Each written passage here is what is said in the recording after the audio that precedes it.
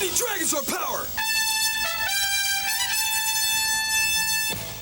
What's going on, everybody? I'm Dylan. I run Quest for Nostalgia, where I teach you guys how to do 3D printed movie props, things like that, from the Power Rangers, Buster Swords, everything like that.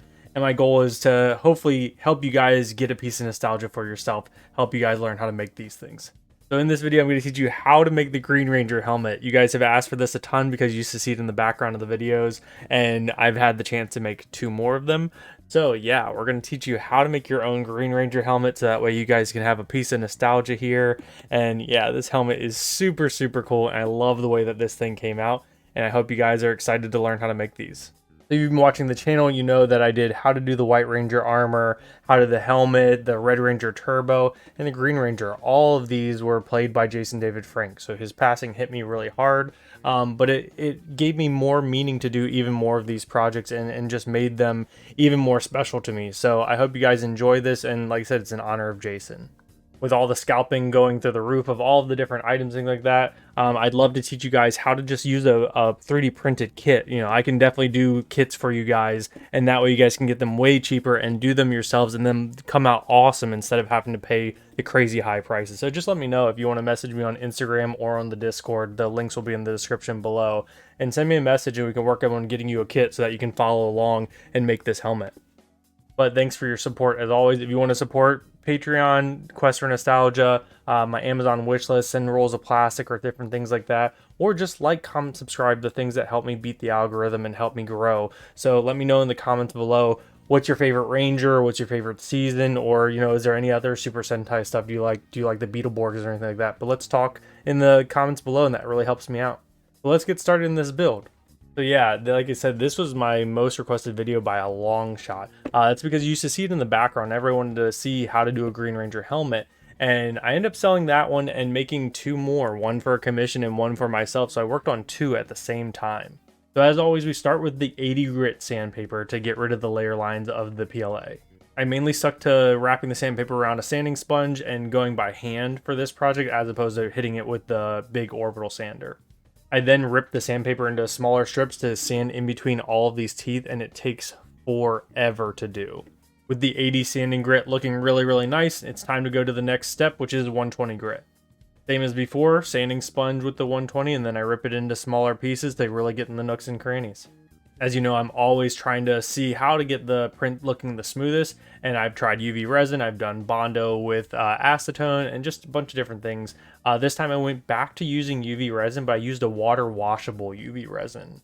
With the UV resin, I just apply it into small sections of the helmet, and then I use the UV light to cure it. This is not a step that goes very fast, so I don't think that UV resin should be looked at as a way to go faster through your projects or skip steps. Actually, I think that this is in addition to your other steps, and it just makes that final product look nicer. It does take quite a while to go over each section, holding the light there for like 45 seconds, and then moving on to the next section. It takes quite a long time to go through a full helmet that way. But with the UV resin done, now it's time to go for 220 grit. So with 220 done, I decided to use Duplicolor filler primer. It's really nice. It's a little bit heavier than the Rust-Oleum stuff. I've really been enjoying using it. If you have any blemishes left after that filler primer, just use a little bit of Bondo glazing putty to fill in those small things. But you should have very few imperfections if you're using the resin and then that filler primer.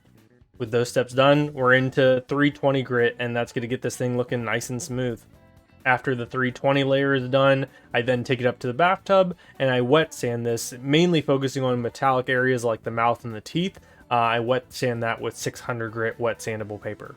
And now we're done sanding, so the next step we're going to be doing is priming, but before you prime, we need to do the clamps.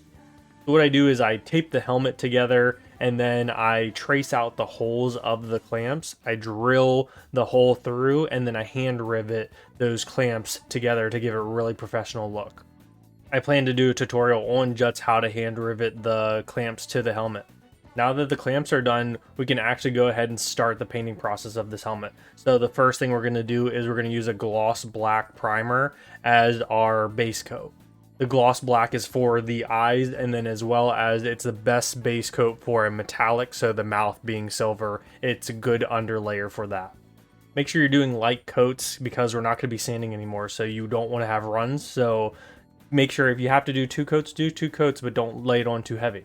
After it's gloss black, make sure you cover up the top of the helmet so that way we can just spray the bottom of the helmet for the mouth a metallic silver. Then once that's silver and cured, then I go ahead and I mask over top of the mouth and I mask the eyes, keeping those black, and then I paint the center of the visor area white. For the teeth on this one, I actually decided to hand paint these. I used the Vallejo Model Air Silver, and I used masking tape to tape each of the individual teeth one by one and go ahead and brush paint those teeth. The lines came out looking super nice and super sharp, and I really like the way that this method ended up working. After the teeth were all done and painted, then I went ahead and did a 1K clear coat over top of the mouth, the visor, and the eyes to protect those from masking. Adding that 1K clear coat at that point allowed it to give it 2 days to harden and then mask it. I didn't have to worry about the paint ripping up anything when I masked it. Now that the 1K clear coat is all hardened, then I masked it like I said, and it's time to paint the green. Here's the green that I'm using for this. It's kind of like towards the bluish of green for the Green Ranger. And here you're seeing it green. And after I painted it green, I also did the same technique I did with the teeth. I painted the gem gold by masking off the diamond, and then I painted a smaller diamond with red on top of that. And now it's time to clear coat the entire thing. So all the masking is gone. Clear coat the entire thing. Give it 2 good coats of the Duplicolor 1K clear coat, and it comes out looking amazing. That'll also help your gem start to actually look like a gem as opposed to it just looking flat. Now it's time for the visor. So I use a welding mask because these helmets are bigger. Some of the other helmets you're able to just use one of like the face shields. This one I used a welding mask, and usually I make a template for it. I'll trace a piece of paper inside of the visor and then cut that onto the visor or onto the welding mask. But this one I actually decided to just kind of shave it down. So you're seeing a few pieces as I made more cuts down to get it fit in there. But the fit looks great, so then I use 5% window tint to then tint that welding mask. And with having that visor complete, then I just go ahead and hot glue that into the helmet. Then it's one final step. All I have to do is hot glue the elastic, and that makes the hinge for the back of the helmet. And this helmet looks amazing. I really like the way that this thing turned out. I'm super pumped with this, you know, like making 2 of them side by side. I know that Tommy's going to be super happy with his commission here.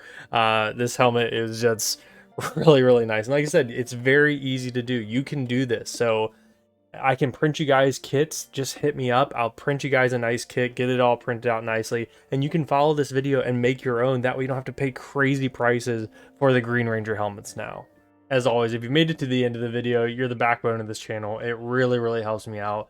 If you can like, comment, subscribe, all of the YouTube things, it really helps me beat the algorithm and grow, and it really just, you know, shows that support. So I'd really appreciate that.